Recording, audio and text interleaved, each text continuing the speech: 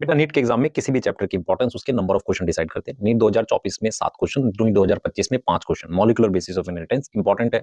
हम बार बार भूल जाते हैं, डाटा को लेकर कंफ्यूज रहते हैं। पूरी बात समझाता हूं। हम पूरा चैप्टर एग्जैक्टली याद नहीं रख सकते, हमें टॉपिक वाइज पता होना चाहिए कि कौन सी चीजें याद रखनी है। For example search of genetic material एक टॉपिक है, तो उसमें मुझे क्या याद रखना है? Griffith experiment, mucus coat, S strain virulent है, बैक्टीरिया का नाम स्ट्रेप्टोकोकस निमोनियाई और ट्रांसफॉर्मिंग प्रिंसिपल का केमिकल नेचर अननोन था।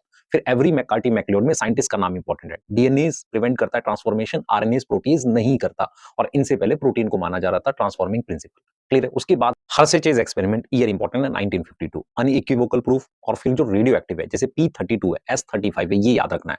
और जो स्टेप्स है ना हमारे पास, इन्फेक्शन, ब्लेंडिंग, सेंट्रीफ्यूगेशन, वहां पर पैलेट में किस में मिला था जब हमने P32 लिया था, ये याद रखना है। इसका मतलब आप सारी चीजें एग्जैक्टली याद नहीं रख सकते, आपको पता होना चाहिए कौन सा टॉपिक इंपॉर्टेंट है। तो आज का जो सेशन है मॉलिक्यूलर बेसिस ऑफ इनहेरिटेंस, इसमें इसी के अराउंड डिस्कस करेंगे। सेशन के लास्ट में आपको पूरी एक पीडीएफ दे देंगे जिसमें आपको पता होगा कौन से टॉपिक से याद रखना है, और एक इंपॉर्टेंट क्वेश्चंस करेंगे और पूरे चैप्टर को एनसीईआरटी से कवर करने वाले हैं। मिलते हैं सेशन में।